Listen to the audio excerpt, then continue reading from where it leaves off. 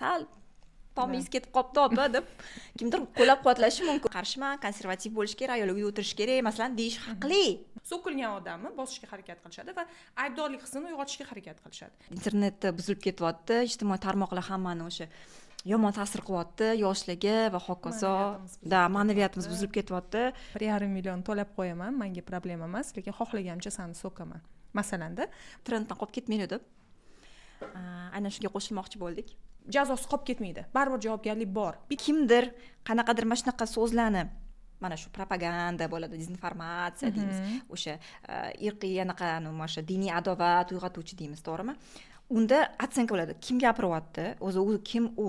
Unda auditoriyasi bormi, vliyaniyasi bormi? Uni qancha kuzatuvchilari bor? Bu yuzma-yuz etilgan haqorat bo'ladimi yoki internet orqali etilgan haqorat bo'ladimi? Javobgarlik bo'lishi shart. Fojiadan qutuldi-da, hozir biz yana ustiga uni hate otsak, shunaqa bo'ladi, har doim. Battar qilyapmiz-da, hech kim emasman-da. Men yozdim. Mana shu millatlar menga umuman yoqmaydi. Ular hamma muammolarimizni sababi, bo'ldi, ertaga chiqib hammasini borib qirish kerak desam, men nol reaksiya bo'ladi-da.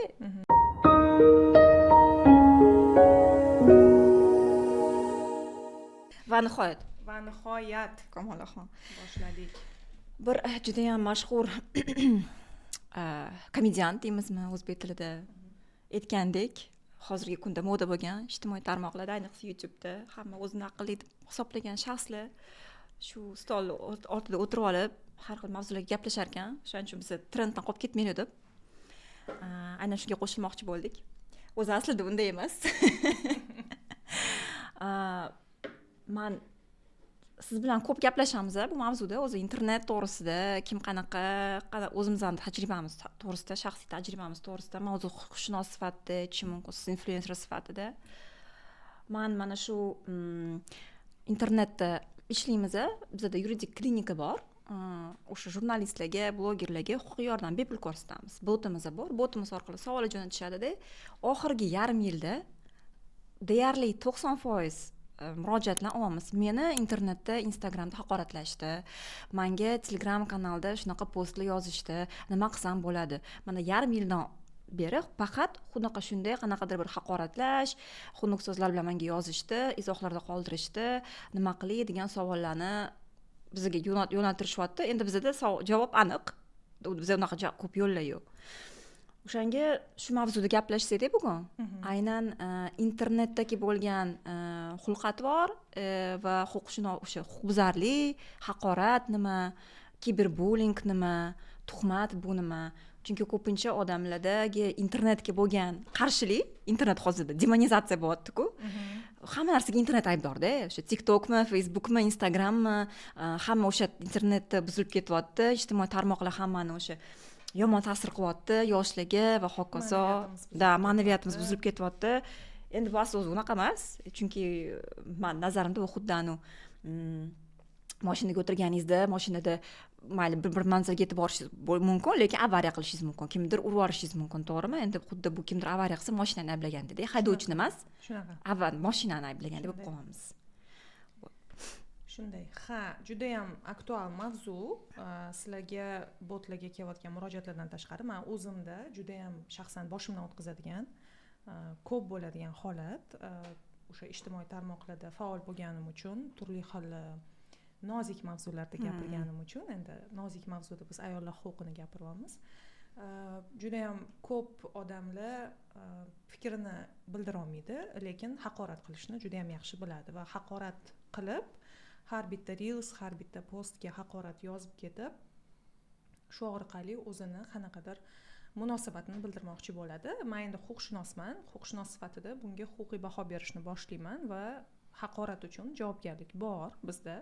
Jinoyat kodeksida aynan ijtimoiy tarmoqda internet orqali yozilgan, aytilgan har qanday haqorat bu jinoiy javobgarlikka asos bo'ladi va oxirgi mana menga nisbatan bo'lgan holatda ham o'zim ariza yozib o'sha ichki ishlar organlari kiberxavfsizlik boshqarmasiga yozdim va hozirda bu jarayon ketyapti. Ya'ni menga yozgan o'sha haqoratli izohlar yozgan 2-3 ta internet foydalanuvchilarini biz topdik va lingvistik ekspertiza o'tkazdik. Ya'ni ular haqiqatan meni so'kkanligi ekspertlar tomonidan tasdiqlandi. Endi hozir jarayon ketyapti, ya'ni sudga sekin oshiriladi bu narsa. Shuning uchun men o'ylaymanki, har qanaqangi bunaqa haqorat uchun bu yuzma-yuz etilgan haqorat bo'ladimi yoki internet orqali etilgan haqorat bo'ladimi, javobgarlik bo'lishi shart.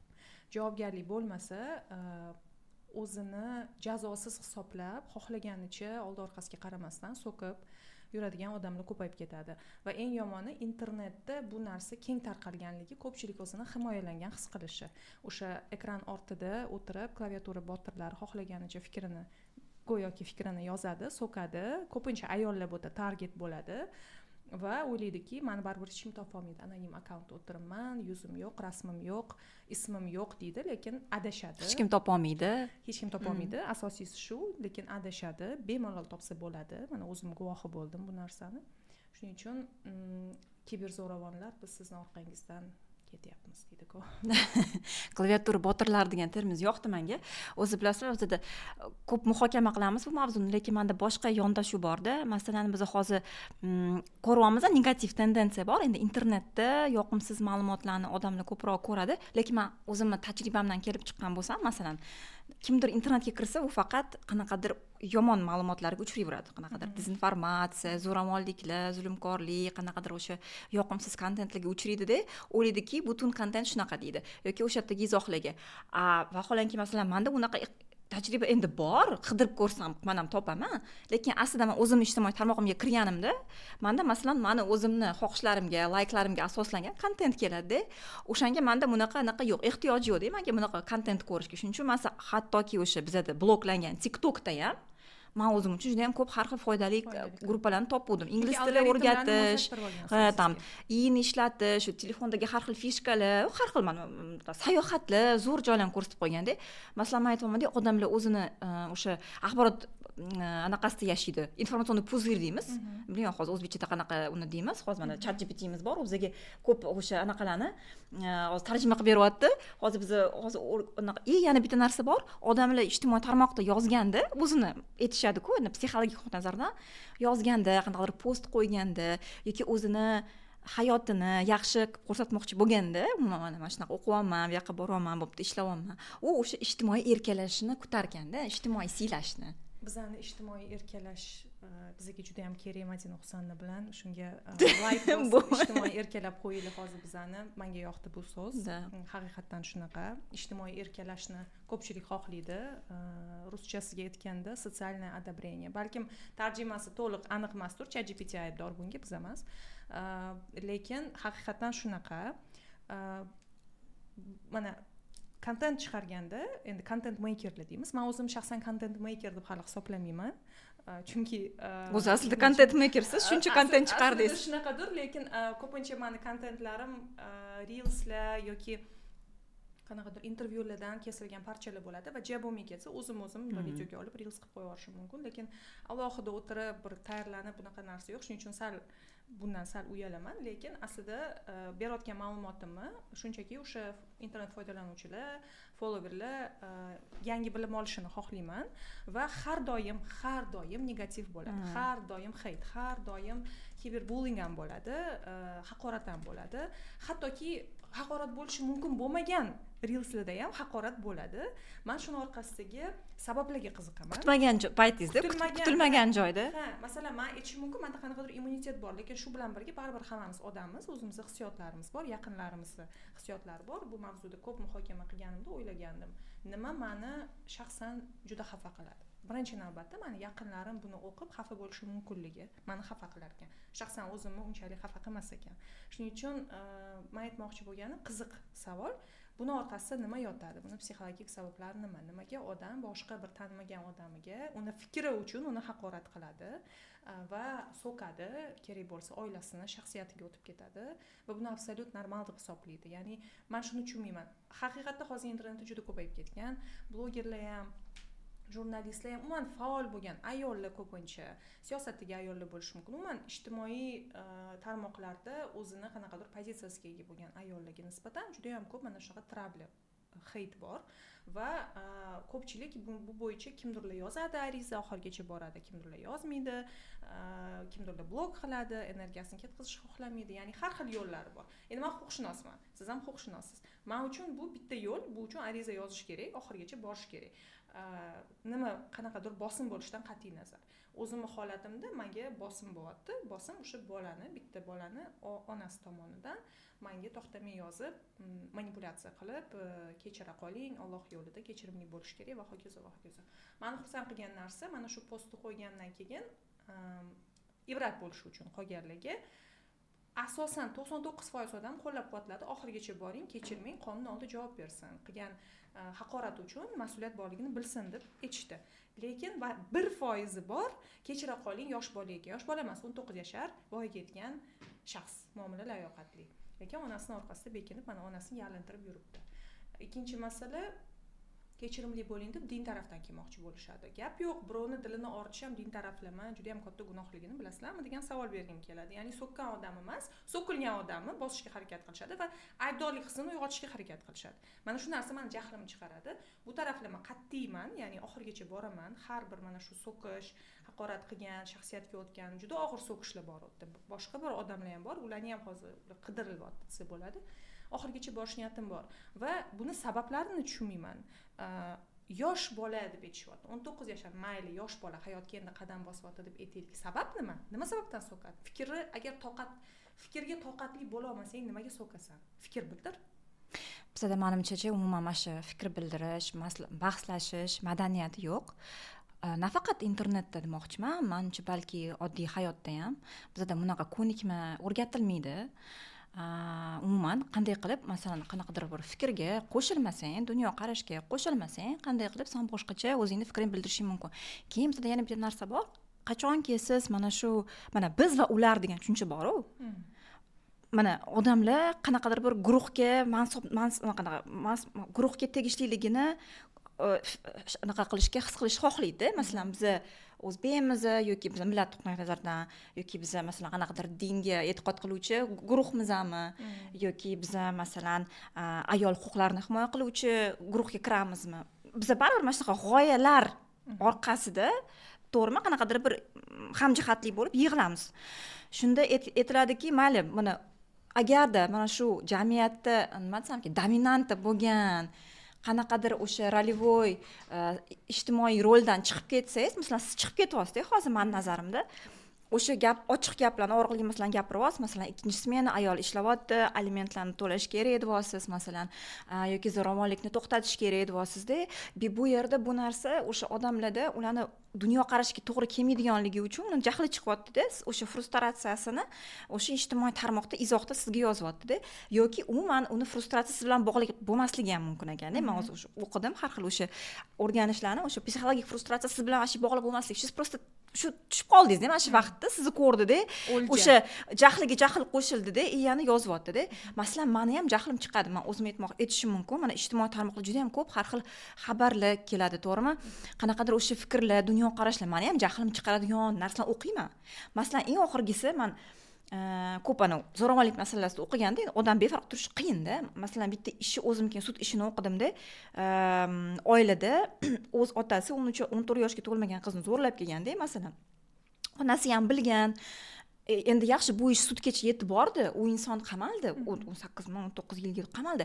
Lekin o'sha ota men aytayapman-da, qiz yosh bolada, endi onasi katta odamda. Meni jahlimcha o'sha ayol ketib qoldi-da, men jahlim chiqdi. Nima o'sha narsa qilmagan? Katta ayol nima militsiya qattaligini bilmaydimi? Nimaga qizini himoya qilmayapti? U qanaqa onasan deb olman-da. Shu bitta saqlab qolish uchun yoki o'sha mahallani oldida oilani yaxshi ko'rsatish uchun shu bolasi shuncha jabr ko'ryapti-da. Men shu qo'rqinchli pichoqni sinchlab zo'rlaganda otasi bir necha marta. Keyin men o'zimni to'xtataman, to'xtadimman.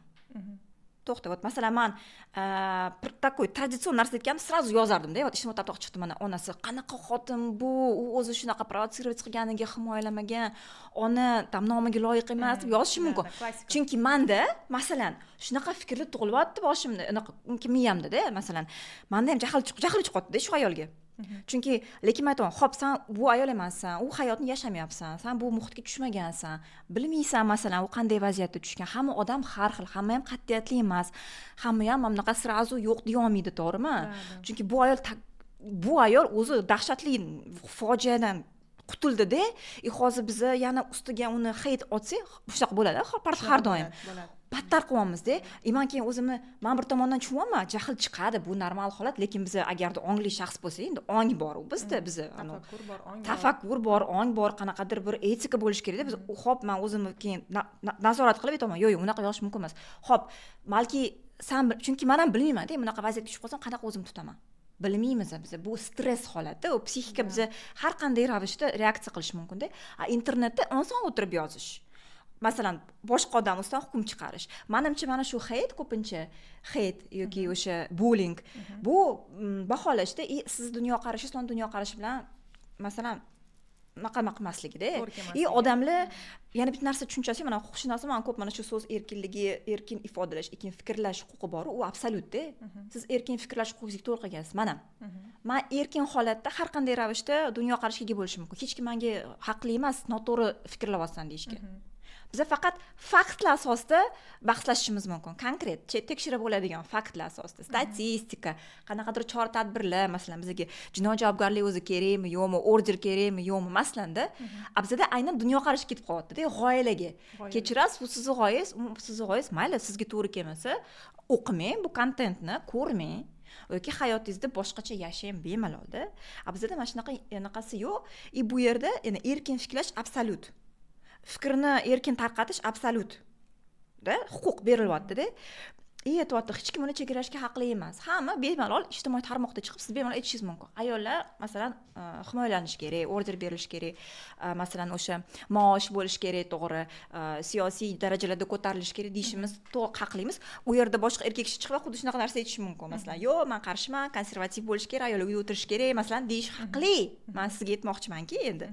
lekin bu yerda mana qarama qarshilik qayerda bo'lyapti mana shu ikki tomon bir biri bilan qanaqadir bir normal ravishda bahslashib muloqot qilolmayapti bahslasholmayapti sog'lom bahs yo'q sog'lom muloqot yo'q haqorat faqat keyin judayam aytganingizdek odamlarda agressiya kuchayib ketgan va agressiyani bu masalan kundalik hayotda ham biz sezishimiz mumkin mana rulda bo'lgan odamlar yoki piyoda yurgan odamlar ham ruldagi odamlarda nisbatan shunchaki qaysidir holatlarda man ko'raman juda jizzaki bo'lib ketgan odamlar internetda bu go'yoki bir internet 100 barobar kuchaytirayotganga o'xshaydi sababi u yerda man nazoratda emasman man xavfsizman degan shu his borda ya'ni xavfsizlik bor shuning uchun mard bo'lib xohlagan og'ziga kelgan gapini haqiqiy xavfsizlik emas o'zi aslida o'ylab topilib uydirma bu o'zi aslida unaqa emas chunki ekran ortida uyda o'tirib maza qilib yotib yozish bu boshqa narsa lekin odamni yuziga qarab uni so'kish bu ikkinchi masala bu boshqa narsa mana begona odam o'zidan o'zi so'kib ketmaysiz-ku to'g'rimi ko'chada fikri yoqmasa gaplashayotganini eshitib qolsangiz fikri yoqmasa to'g'rimi lekin internetda bu hozir juda ham urfga aylanib ketyapti borgan sari va men bu narsani o'ylayman qonuniy nuqtai nazardan ham og'irlashtirish kerak men o'zi juda ham endi bilmadim javobgarlikka tortishni yaxshi ko'raman endi huquqshunoslar hammasi shunaqa bo'lsa kerak javobgarlik bo'lsin mas'uliyat bo'lsin deb men shuni yaxshi ko'raman bilaman unaqa emasligingizni lekin men o'ylayman umuman mana shu haqorat uchun shaxs qadr qimmatni yerga urish haqorat qilish umuman internetda bo'ladimi hayotda bo'ladimi bu uchun javobgarlik kuchli bo'lishi kerak deb o'ylayman bilaman bu ijtimoiy xavflilik yuqori emas deb qaraladi lekin aslida bunaqa bo'lmasligi kerak chunki insonni hissiyotlari psixologik holati uni o'zini mana bu qanaqa oqibatlarga olib kelishini biz hali o'rganmaganmizda mana shu holatga tushgan odamda demoqchiman hammada ham masalan mandagi immunitet yo'q aytganingizdek mandagi qahri qattiqlik yo'q deylik bu narsaga lekin birinchi marta bu narsaga tushayotgan ayollar qizlarni bilaman umuman akkauntlarini yopib internetdan chiqib ketgan holatlar ham bo'ladi o'zini senzuraga olib kelishi ham mumkin o'zi bir tomondan ham eng unaqa asoratlardan eng osoni chunki mana o'sha kiberbullying gaplashsak hozir bu o'zi qachon boshlangan internet paydo bo'lgandan boshlab 90-yilda keldimi o'sha haqoratlash ham boshlangan chunki endi muloqot oddiy dunyodan onlaynga ketgandan keyin albatta u yerda ham odamlar bir bilan yozishganda u yerda forumlar bo'lgan boshida to'g'rimi har qanday MySpace jurnallar odamlar bo'lardi chatlar o'sha qayqir ICQ ga o'xshagan chatlar odamlar keyin qanaqadir matnlar yozardi ko'proq u yerda boshida internet aynan matn bo'lganda ko'proq. Endi hozir biz ham video ham tekst ko'ramiz, ko'proq. Hozir biz video ko'ramiz internetda. Unda matn bo'lgan, albatta o'sha matnda izohlarda ham bo'lgan mana shunaqa haqoratli so'zlar, emaillarda har xil spamlar boshlanganda. Prosta mana shu kiberbullying avj olishi o'sha 2000-yillardan biri, 2000-yillardan keyin tan olishi boshlanganda, как muammo sifatida-da, masalan, mana eng naqa ish bo'lsa, mana huquqiy nuqtai nazardan qachon kiberbullying o'sha aytganingizdek qanaqadir bir o'sha og'irlashtirish kerak, javobgarlik bo'lishi kerak masalasi AQShda ko'tarilgan o'sha 2006-yilda 14 yoshga yetmagan, 13 yoshga yetgan o'sha voyaga yetmagan shaxs maktab qizi uni internetda bullingga uchraganda, kiberbullyingga. То есть bullying o'zi такой so'zda, hamma bir hamjamiyat bo'lib bitta odamga qarshi biz deydi, u bizdan boshqacha belый ворона bo'ladi-ku, uni bullying qilishadi. Kiberbullying bo'lgan, u yerda uni o'zini sinfdoshining onasi fake account ochib, o'zini yigit sifatida tanishib, u bilan muloqotga kirishib, qanaqadirda o'sha uni naqasini qozonib, masalan, ishonchini qozongandan keyin bullying qilish boshlagan. Endi har xil sanaqalarni yozib, keyin sensiz bu dunyo yaxshiroq bo'ladi degan shunaqa yozganda, u qiz keyin o'z anaqasidan o'z hayotiga qasd qilgan. Va shu ishdan keyin u yerda bu ayol o'sha javobgarlikka tortildi, lekin bu ish ko'rib chiqilganda sudlarda ular tushunib o'tishdiki, bunday xatti-harakatlarga internetda ularda hech qanaqa asos yo'q-da, bu ayolni masalan anaqa qilishga, javobgarlikka tortishga. Uni javobgarlikka tortishgan o'sha kompyuter orqali fake account qilganligi uchun, o'sha nesanktsionirованный доступ deyishgan. Lekin aynan mana shu shaxsni kiberbullying orqali o'z joniga qasd qilishga olib kelguncha degan masala qo'yilmaganda u paytda. Chunki qonuniy asos yo'q edi. Asos yo'q. Da, shundan keyin to есть u yerda bu uni qilmishi jinoyat emas, huquqbuzarlik sifatida qabul qilingan. Tushunasizmi? To есть biz yengil huquqbuzarlik, masalan. Ijtimoiy xavflik yuqori emas. U yuqori emas, hatto odam o'ldi-da, masalan, voyaga yetmagan bola, da shaxs o'ldi. Shundan keyin mana AQShda ham mana shu naqa boshlangan qonunchilikka o'zgartirishlar kiritish kerak.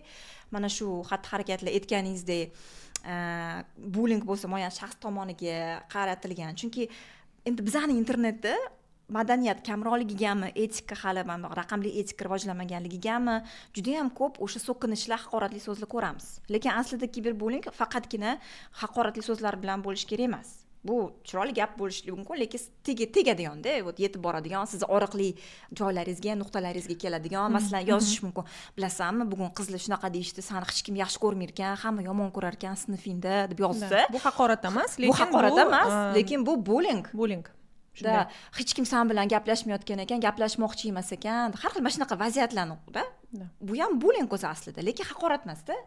Mana shu nuqtai nazardan hozirgi kunda bizning qonunchiligimizda hech narsa yo'q, masalan.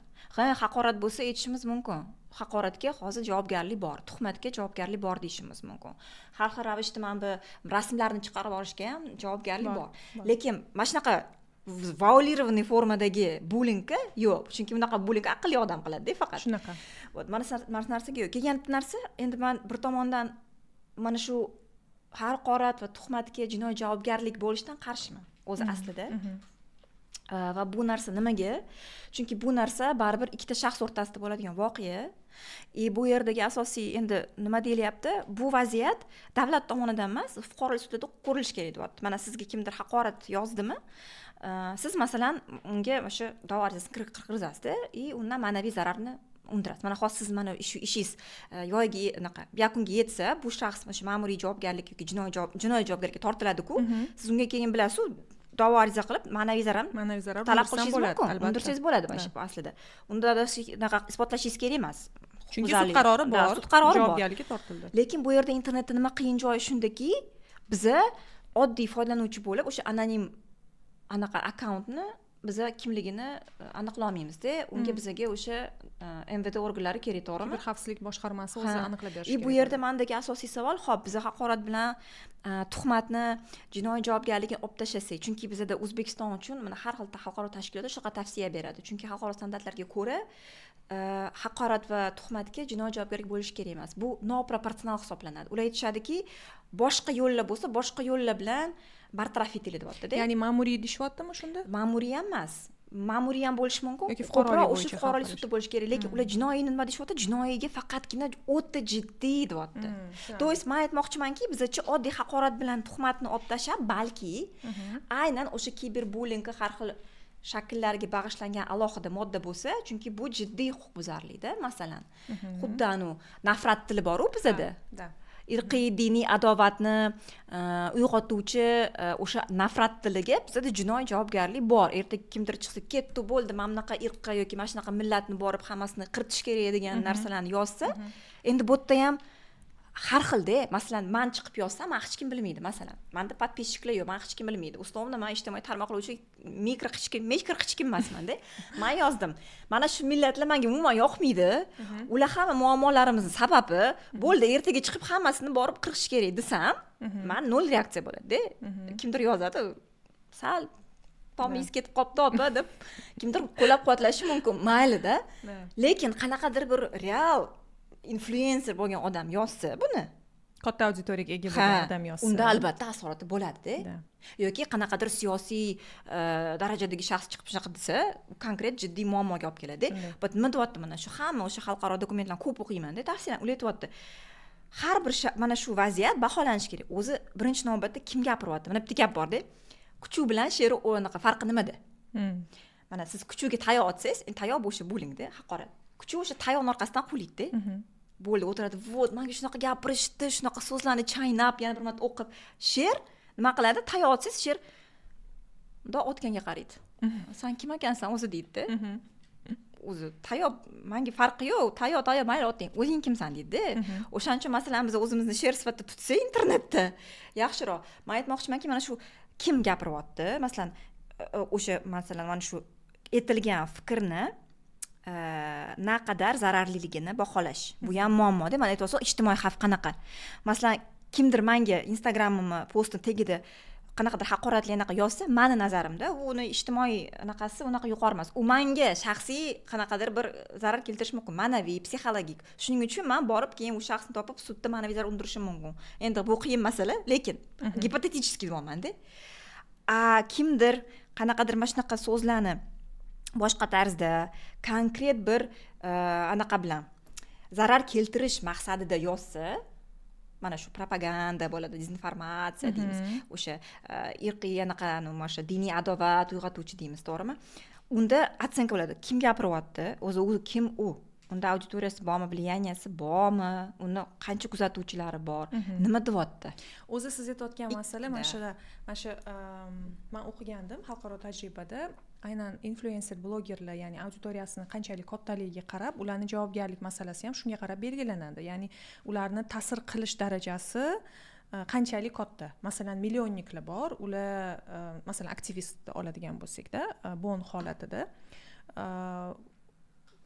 aktivist olib chiqqan o'sha o'zbek tilini himoyasi deb olib chiqqan masalasida nimaga katta bunaqa ta'sir bo'ldi chunki auditoriyasi katta va o'sha auditoriya buni nima desam ekan shundoq qo'llab-quvvatladi va mainstream bo'lib ketdi hamma butun ijtimoiy tarmoq ijtimoiy zakazni anaqa qildi deb bajardida bu shunga o'xshagan ya'ni endi mayli bu haqida fikrlarim bor lekin uni hozir aytmayman aytmoqchi bo'lganim aytganingizdek masalan kichkina bir akkauntcha deylik mana shunaqa shaklda mazmunda yozsa uni hech kim ko'rmasligi mumkin hech kim ahamiyat bermasligi mumkin endi bilasizmi to'g'ri balkim siz aytganingizdek jinoiy javobgarlik bu как говорится это слишком ekstremda lekin man aytaman buni kim belgilaydi yana masalan mani hissiyotlarim mani psixologik holatim mani yaqinlarim hissiyoti jabr chekdi bu kiber bullying demaylik mayli haqorat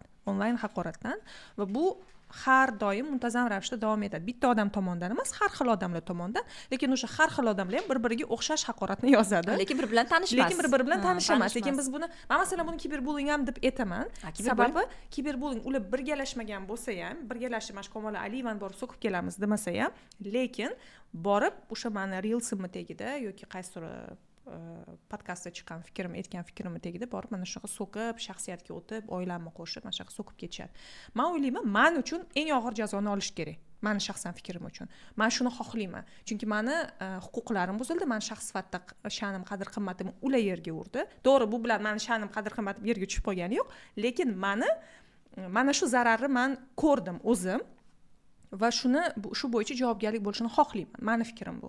Endi qonunchilik nima deydi? Qonunchilikda bu asos bor. Nimaga bundan foydalanmasligimiz kerak? Xalqaro tashkilotlar juda ham ko'p tavsiyalar beradi. Lekin xalqaro tashkilotlarning tavsiyasi hamma jamiyatlarga ham to'g'ri kelmaydi. Bilasiz buni. Va to'g'ri, inson huquqlari universal, relativ bo'lmasligi kerak, hammaga bir xil ishlashi kerak, lekin bitta narsani unutmasligimiz kerak, so'z erkinligi absolyut, fikr erkinligi absolyut bo'lganda ham so'z erkinligining ham chegarasi bor. Chegara boshqa insonning huquqi boshlanganda, boshqa insonning erkinligi boshlanganda.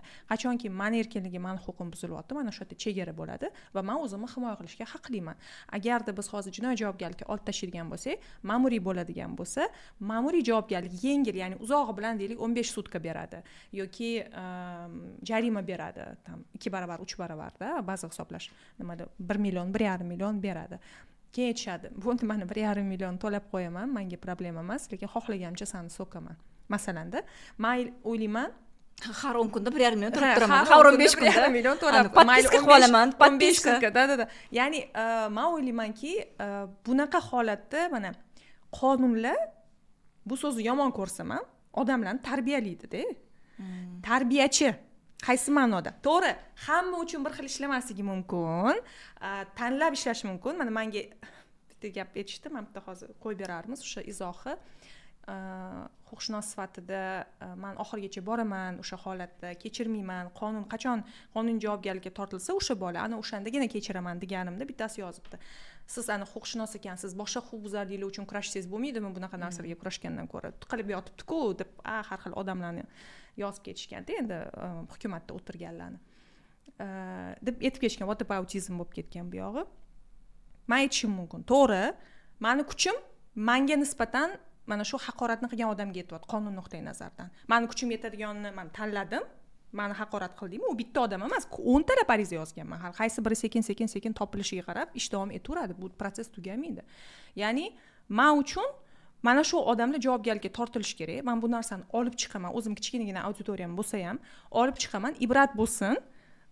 Nima deydi, publichniy politsiyaniya bo'lsin. O'sha odamlar ko'rsinki, internetda xohlagancha so'kish uchun jazosi qolib ketmaydi. Baribir javobgarlik bor. Bitta odam shu ish qilayotgan odam miyasiga yetib borishi mumkin yoki shu ish unga nisbatan, masalan, meni ko'p ayollar kuzatadi. O'sha ayollarga nisbatan bo'layotgan bo'lishi mumkin. Ular borib keyin o'zining huquqini talab qiladi. Mana shunaqa qilib sekin-sekin, o'ylab gapini, o'ylab so'kkin begona odamni internetda ertaga javobgarlik bo'ladi. Men uchun bu shunaqa bir instrument. Endi siz boshqacha fikrdasiz, sizni ham albatta eshitaman, lekin men shaxsan o'ylaymanki, agar so'z erkinligi deb aytilayotgan narsa bu haqorat bilan bitta narsa emas. Ya'ni so'z erkinligi bitta, so'z fikr erkinligi bitta, lekin haqorat bu umuman boshqa narsa, undan nimasi boshqa. Haqorat uchun javobgarlik bo'lishi shart. Bu yerda bitta narsa aniqlashtiriladi. Bitta narsa bizda mana shu hamma tushunchalar, haqorat, so'z erkinligi, kiberbullying hammasi aralashib ketganda, qonunchiligimizda ham shunaqa. Qonunlarimizda ham shunaqa. O'zi so'z erkinligi bizda o'zicha so'z erkinligi degan anaqa termin bu juda ham узкий. Freedom of expression deyiladi. Freedom of expression degani, to есть o'zini ifodalash erkinligi deyapti. O'yinga hamma narsa kirib ketyapti.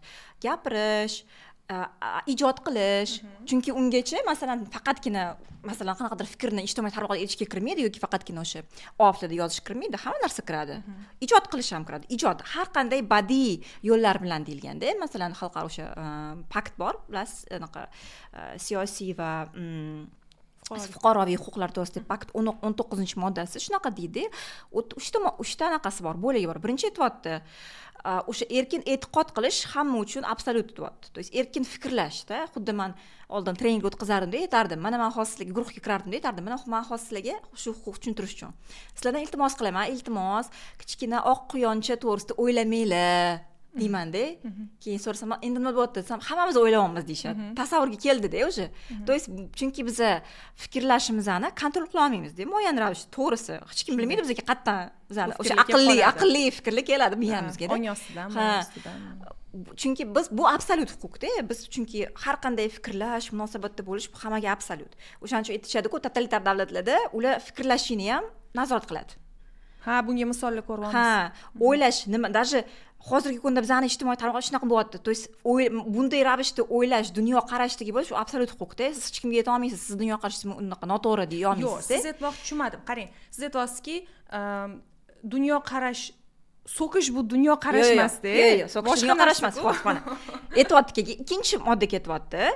Значит, ikkinchisi deyapti, bu ravishda so'z erkinligida deyapti, har qanday ravishda ma'lumotni qidirish, qayta ishlash, tarqatish har qanday formada deyapti. Badiiy yoki yozma yoki bosma yoki elektron deyapti.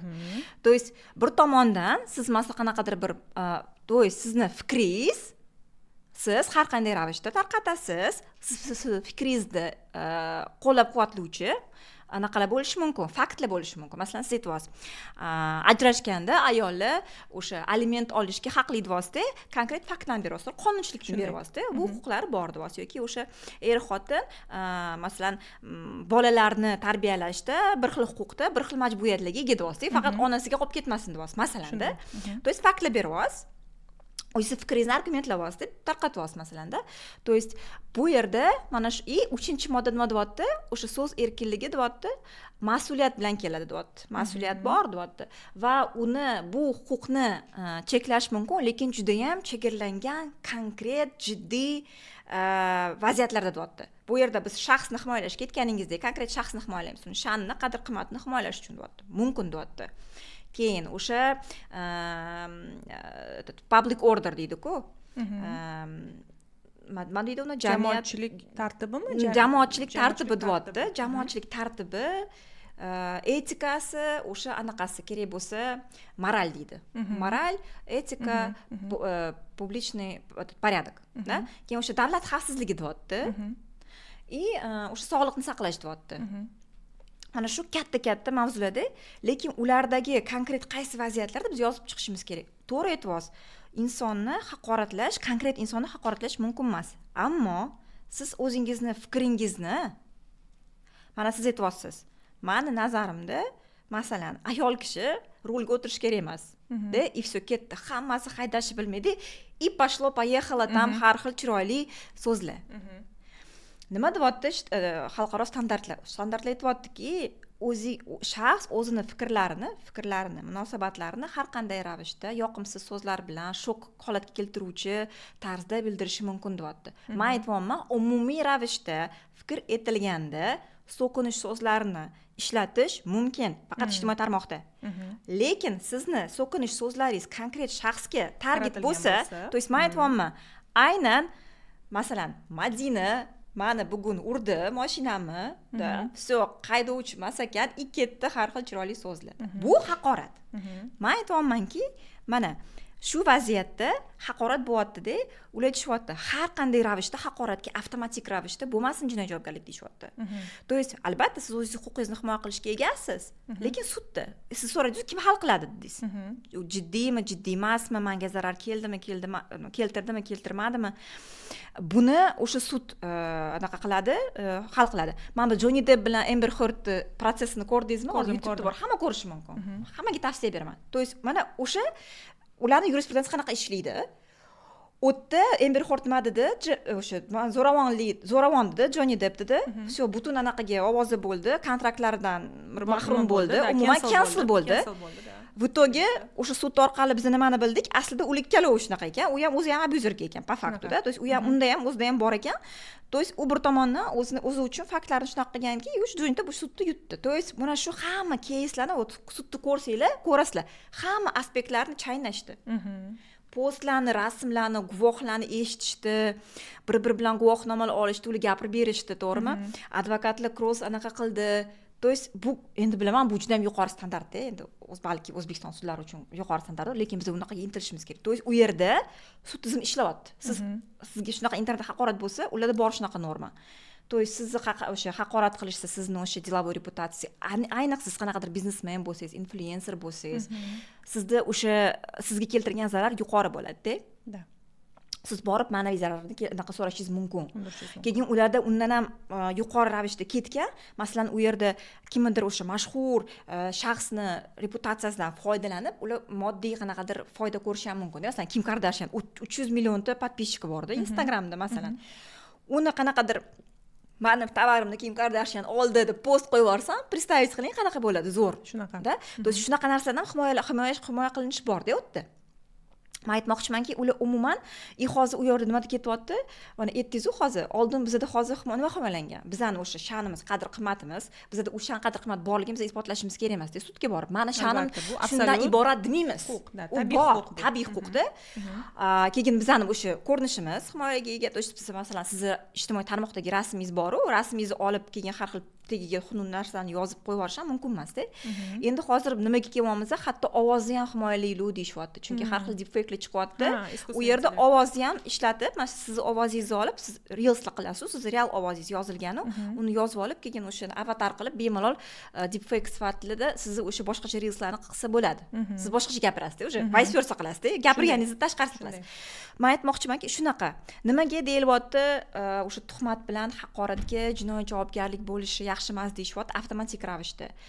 Chunki bu afsuski o'sha erkin fikrlashni, erkin tanqid qilishni bartaraf etish uchun foydalaniladi, suiiste'mol qilinadi deyapti ko'pincha. Bu shunaqa keyslar bor. To есть bizda bilasizmi nima muammo? Bizda mana o'sha yurisprudensiyada, chunki hozir mana bemalol hamma kirib sud qarorlarini o'qishi mumkin. O'sha bemalol tuhmat, haqorat bo'yicha sud qarorlarini hozir olib, skachать qilib o'qishingiz mumkin. Sudda nima deyapti? Men o'qiyapman-da. Ko'pincha u yerda aytilyapti-da, sudyalarchi fikr, opinion deymiz-ku, fikr bilan faktlarni farqiga borishmaydi. To есть haqorat bu har doim salbiy baho. Men sizga salbiy baho beryapman. To есть men sizga salbiy baho har xil qanaqada berishim mumkin. Sivilizovanniy, chiroyli qilib ham gazetaga ham o'rab salbiy baho berib qo'yishim mumkin sizga. Bu o'sha bahs bo'ladi-da, masalan. Sizga emas, sizning fikringizga. Haqorat bu konkret shunaqasan deyilganda, masalan, o'sha so'kinib aytganda bu haqorat bo'ladi-da, lekin bizda tanqidiy fikr ravno haqorat bo'lib qoldi.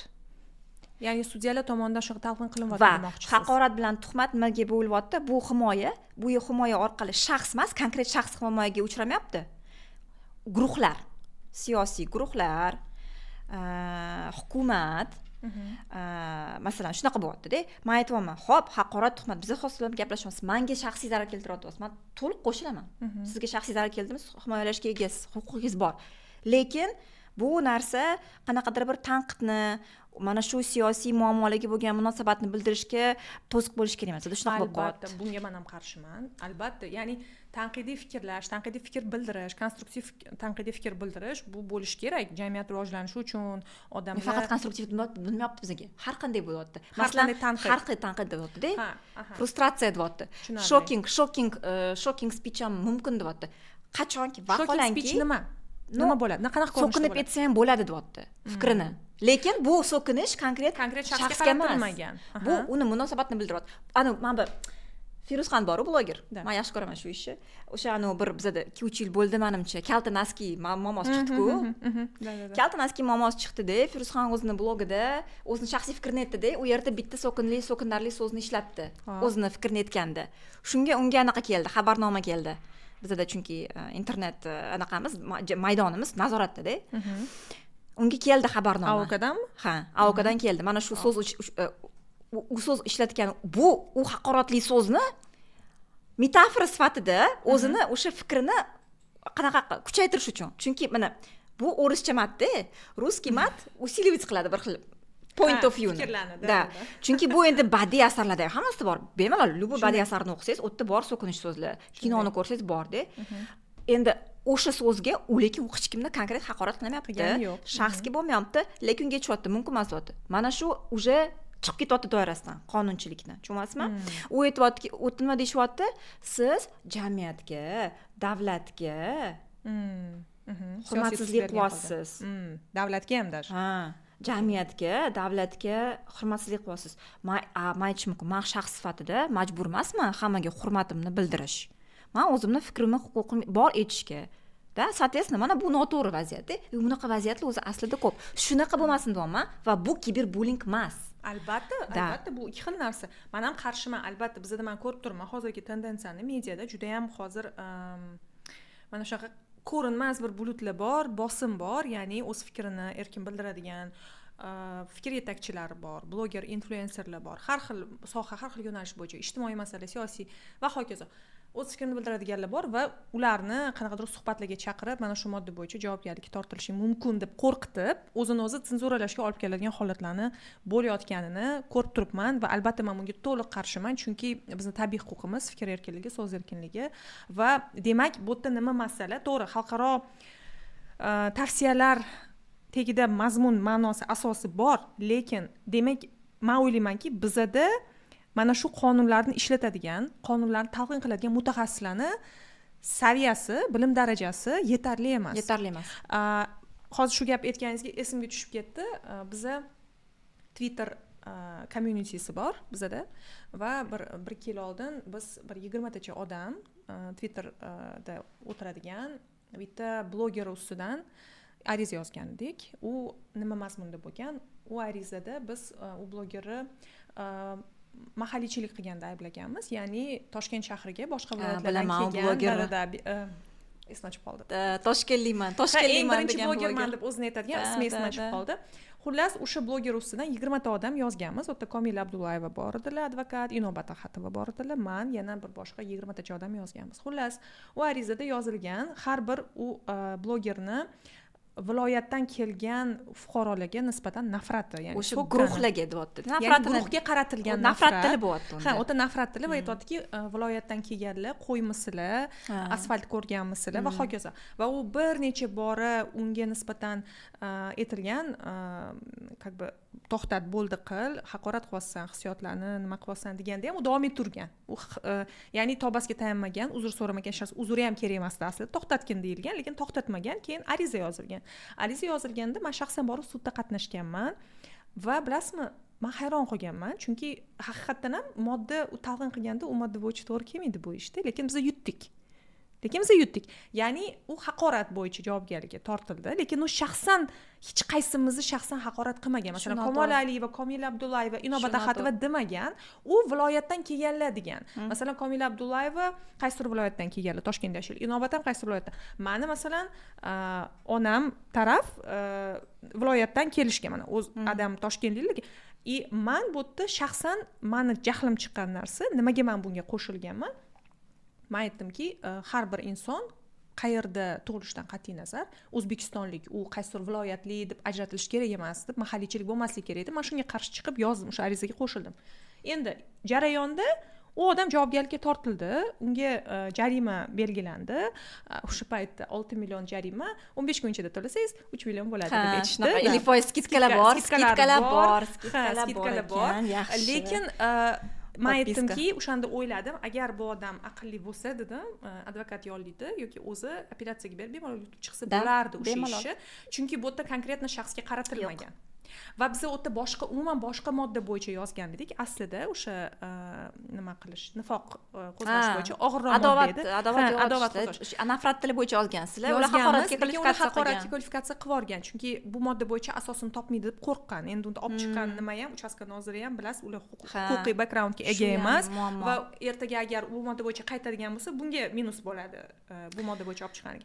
Umuman olganda men siz tushundim nima demoqchiligingizni, qo'llab-quvvatlayman, lekin men o'ylaymanki, biz jinoiy javobgarlikni olib tashlash o'rniga o'sha moddani to'g'ri talqin qiladigan ekspertlarga e'tiborimizni qaratishimiz kerak. Yo'q, lekin biz aytmoqchimanki, mana shu siz aytgan vaziyatni, mana kiberbullying nimaligini biz konkret ta'rif berishimiz kerak qonunchiligimizda. Chunki mana jinoyat kodeksini olsak, u yerda har bir o'sha moddada bor anaqasi, tasnifi, to'g'rimi? U yerda huquqbuzarlikni masalan o'sha aytamiz nimaligini, o'sha tasnif orqali o'sha omillarga asosan mana shu huquqbuzarlik o'z tasdig'ini topadi. to'g'rimi? O'sha har manaqada yoziladi. Biz endi lingvistik ekspertiza har xil ekspertizalar bo'ladi. Endi men aytmoqchimanki, biz mana shu siz aytgan vaziyatlarga javobgarlik o'rnatsak, biz aytyapmiz. Men qo'shilaman mana kiberbullying qaysi vaziyatlarda jiddiy deyapman. Bolalarga qarshi biz bolalarni voyaga yetmaganlarimizni himoya qilishimiz kerak 100%. Chunki voyaga yetgan shaxs mayli sal o'ziga anaqa topishi mumkin, lekin voyaga yetmaganlarimizni himoya qilishimiz kerak.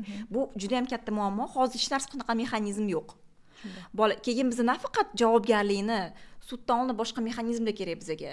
Chunki bola bilish kerak kimga murojaat qilishni. Mana men bu AQShda bo'lgan vaziyatda ham bu qismiga o'zini qasd qildi, chunki o'tda bilmagan kimga aytishni, ota-onasiga bormagan, to'g'rimi? Значит, bunaqa ishonchli munosabati bo'lmagan. Hech kimga aytmaganda borib o'zi bilan o'zi stressda shunaqa qarorni qabul qilgan.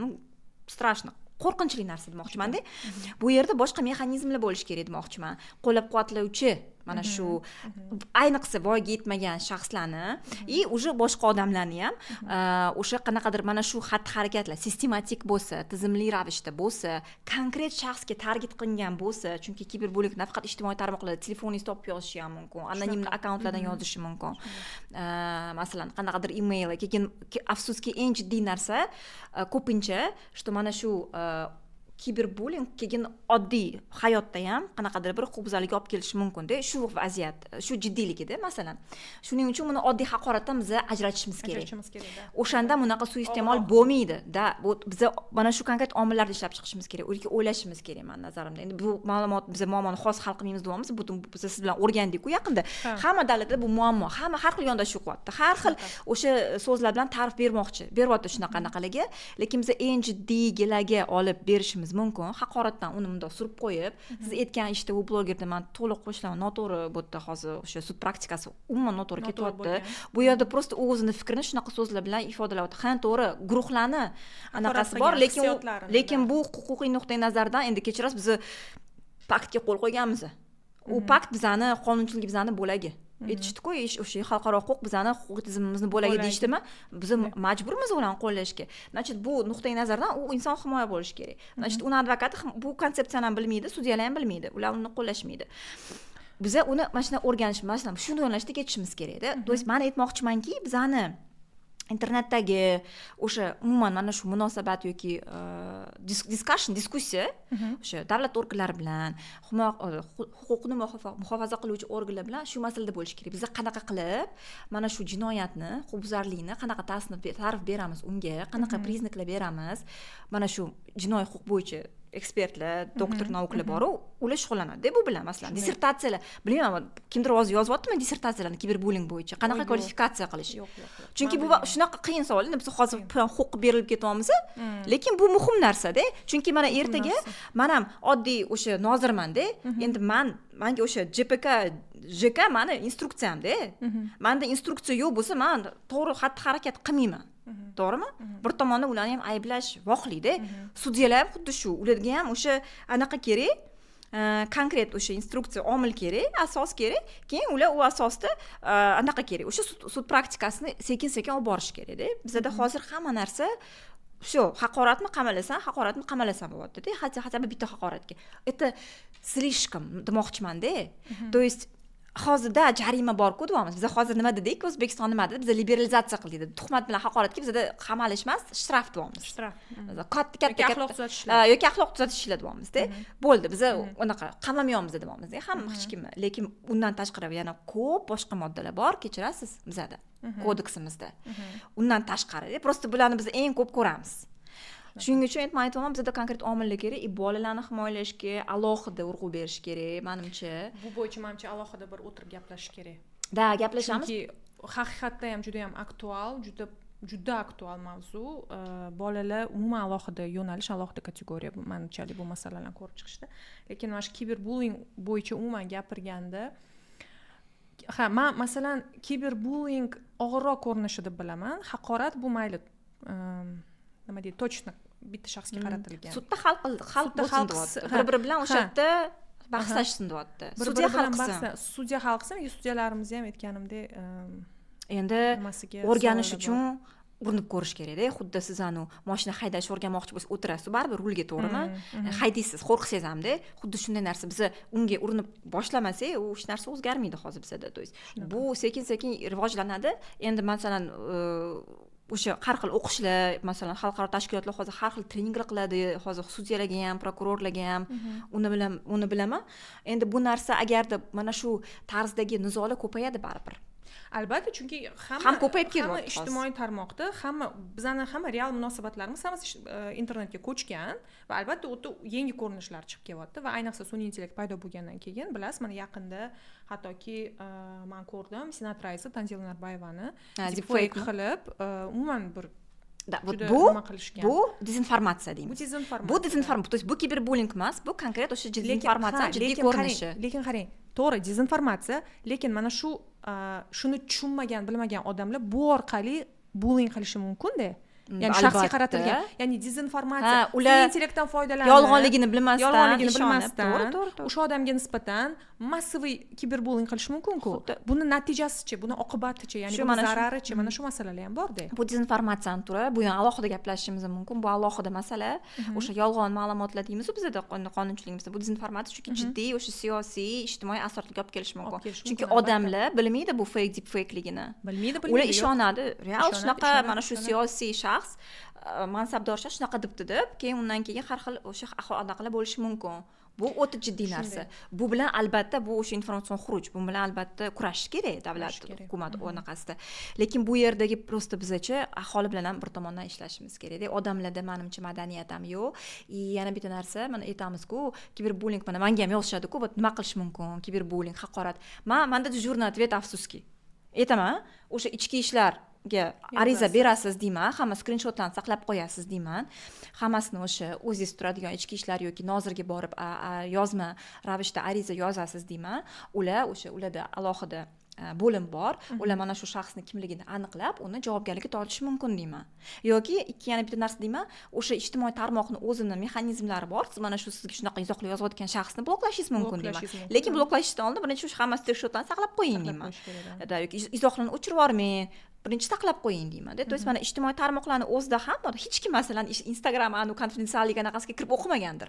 Har xil instrumentlar bor. Yaqinda bizda yig'ilish bo'lib, bizga Facebook anaqalari keldi, vakillari keldi. Biz siz bilan birga ishtirok etdik-ku. U yerda metod aytibdi. Biz har xil instrumentlar beramiz deyapti. Ko'rdik-a siz bilan o'sha har xil biza masalan o'sha siz o'zingizga profilingizga sizga yoqmaydigan so'zlarni yozib chiqsangiz, sizga mana shunaqa sozilgan, siz o'sha izohlarni ko'rmaysiz ham. Bu degani ijtimoiy tarmoq aytibdi.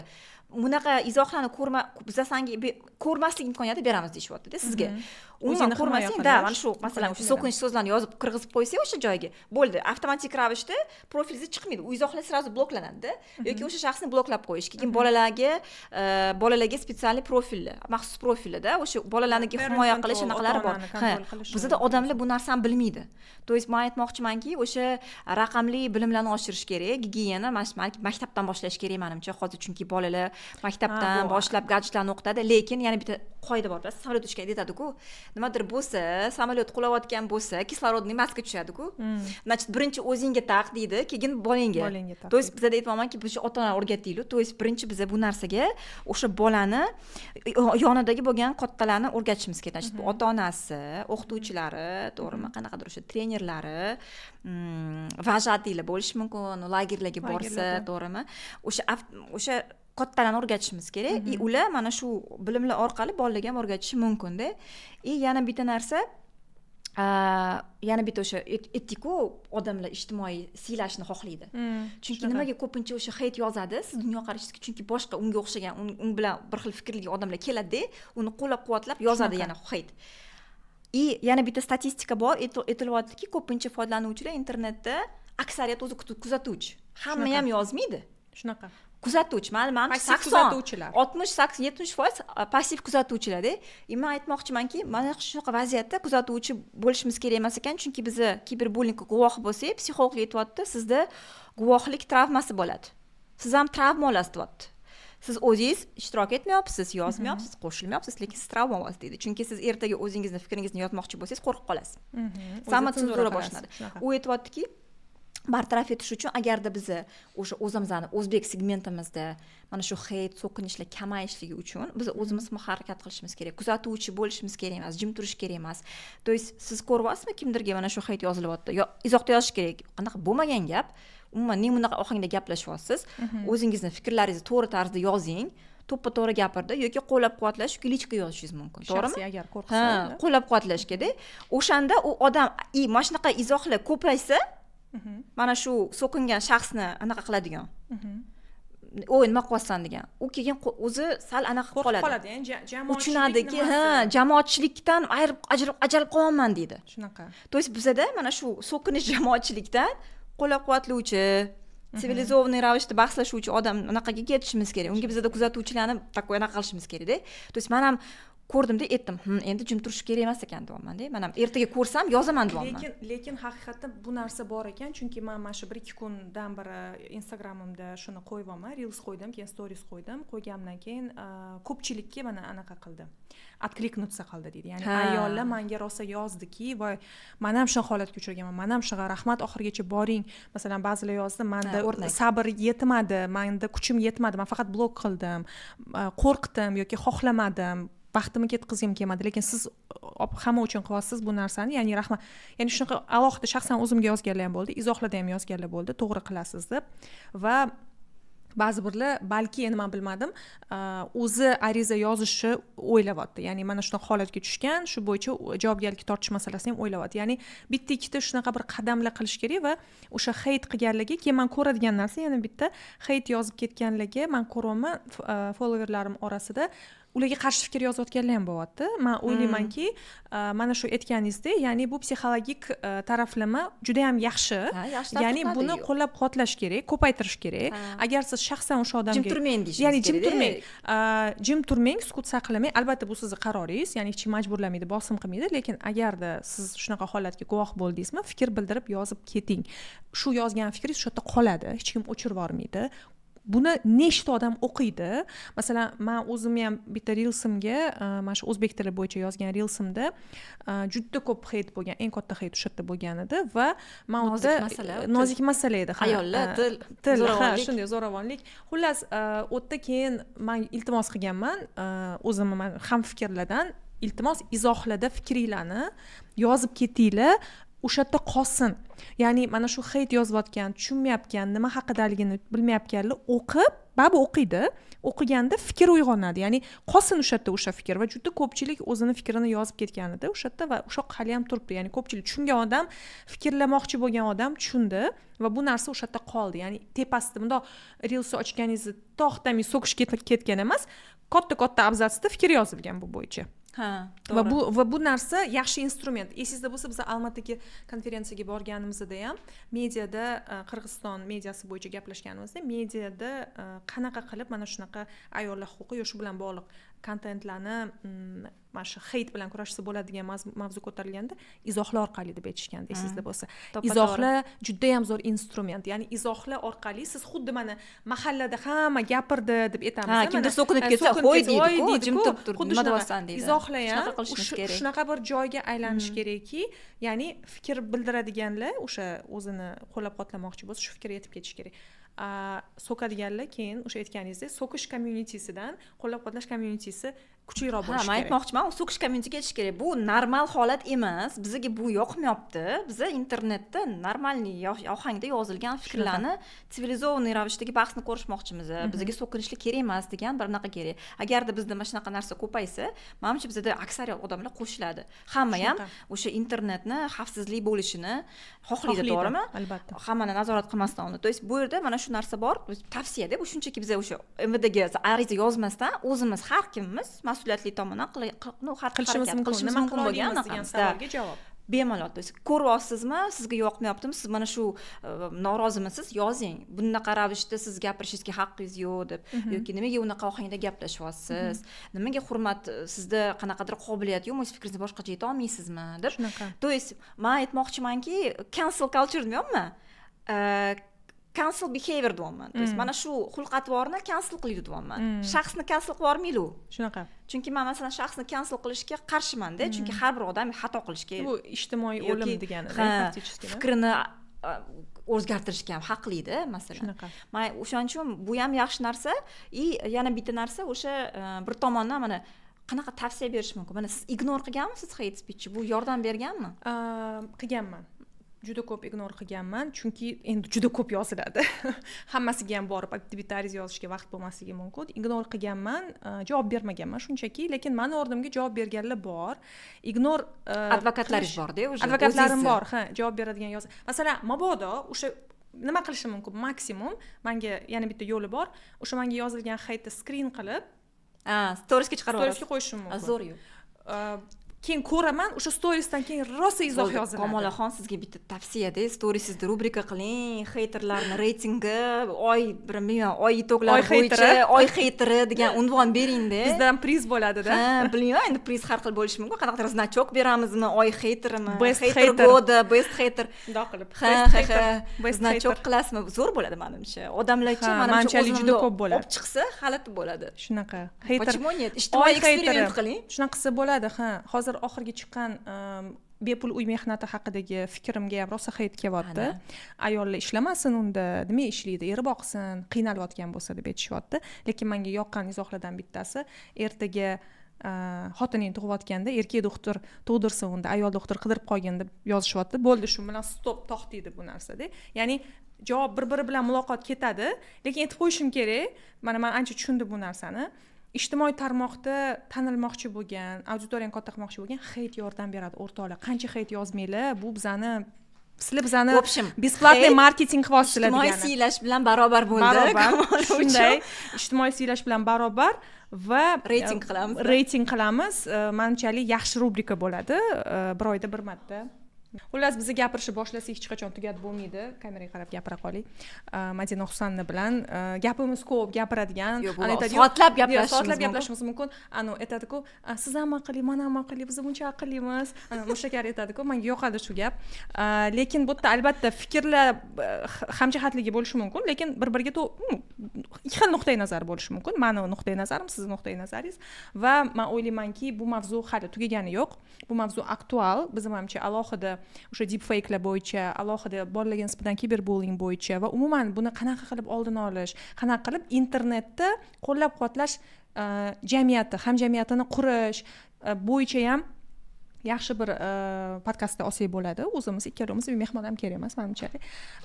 Va yana bitta narsa, menga yoqqani eng zo'r heyter. Bo'ldi, ijtimoiy eksperiment qilamiz. Menimcha kelgan boshqa anaqalarimizda aytib berishimiz mumkin. Natijalari bo'yicha. Menimcha sizda yana bitta narsa qiziq bo'lishi mumkin. Siz o'sha aynan qanaqa mavzuda qo'yilgan reelslaringiz eng ko'p heytni uyg'otdi. Menimcha farq bo'ladi u yerda. Farq bo'ladi, shunday. Farq bo'ladi. O'shani ham menimcha analitika qilsa bo'ladi. Bu hamchi o'sha bizda jamiyatimizda, endi butun jamiyat deyish ham noto'g'ri, chunki butun jamiyat internetda yo'q. Aslida to'g'ri, mana shuni ham qabul qilishimiz kerak. Aytilyaptiki, mana internetdagi hamma o'sha aytilgan fikr bu butun O'zbekiston jamiyatining fikri. Unday emas. U yerda 10-15% o'tiradi, balki. Mana hozir aytilyapti, Instagramda 11 million foydalanuvchi deyapti. Facebookda o'sha 2 milliondan oshib deyapti. Lekin o'sha Instagramdagi 11 million foydalanuvchidan hammasi ham yozmaydi izoh. Menimcha 60-70% shunchaki o'sha hamda chiroyli storieslaringizni ko'rib o'tiradi, lekin hech narsa yozmaydi. O'shanga aytmoqchimanki, bu butun jamiyatning fikri emas. Shunday. O'shanga lekin biz mana shu narrativlarni ko'rishimiz mumkin. O'sha sizni o'sha qo'ygan postlaringizdan yoki o'sha reelslaringizdan, chunki siz nozik mavzularni ko'taryapsiz. Bizda yana bitta o'sha keyingi anaqalarga mavzu, bizning jamiyatimizda bir nechta mavzular bor ekan, biz u masala bo'yicha global ravishda kelishmagan ekanmiz. Bu din, ayollar. Din va ayollar. То есть shuning uchun ham shu din bilan bog'liq bo'lgan hamma mavzu srazu adovatni tug'diradi, chunki hammada har xil qarash. Ikkinchi ayollar. Ayol qanaqa, kim bo'lishi kerak, qanaqa ijtimoiy rollarda. 21-asr haligacha ayollar roli haqida biz bahs qilyapmiz. Inson tamom barcha huquqlari bor, erkinliklari bor, tinch qo'yinglar. Bo'ldi. Mayli, buni ham gaplashamiz.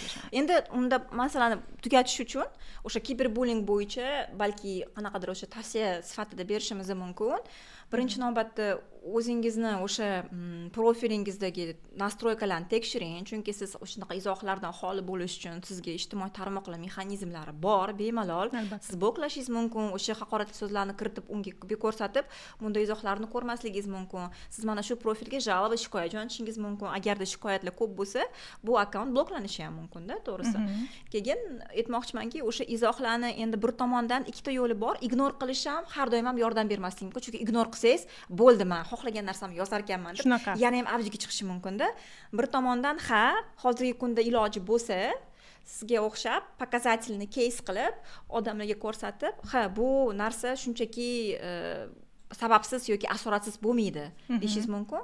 Va ikkinchisi, o'sha o'zingizni ijtimoiy tarmoqlaringizda influencer bo'lsangiz, o'sha hamjamiyatni yig'ish. Siz bilan o'sha bir xil g'oyaga, bir xil dunyoqarashga, ular bilan matsamkin kelishuv honest conversation da, to есть aytish kerak. Odamlar mana shunaqa kiberbullying hate ko'p, masalan, hech kimga yoqmaydi, sizlarga ham yoqmaydigan bo'lsa, iltimos sizlardan prosta biz mana shunaqa vaziyatlarda jim turmaylik-da, kuzatmovchi bo'lmaylik-da, yozinglar. Xo'y deylar. Ne unaqa qilyapsiz deylar. To есть bizga bu xulq-ator yoqmasligini, bu norma emasligini ko'rsatinglar. Shunda sekin-sekin bu o'zgaradi, tendensiya. Chunki odamlar tushunadiki, что ular jamiyat bilan ular va bizdan unaqa bo'lib qolishadi. Seriy biza o'sha heyterlarni, bullerlarni белый ворона qilib qo'ysak, keyin ular kamayadi. Chunki ular sivilizovanniy anaqaga o'tish xohlaydi. Bitta o'zi qolib ketish hech kim xohlamaydi-da ijtimoiy tarmoqlarda. Ular chunki bu yo'l bilan, boshqa yo'l bilan o'sha ijtimoiy siylashlarni, erkalashlarni olish xohlashadi. Shu. Yes.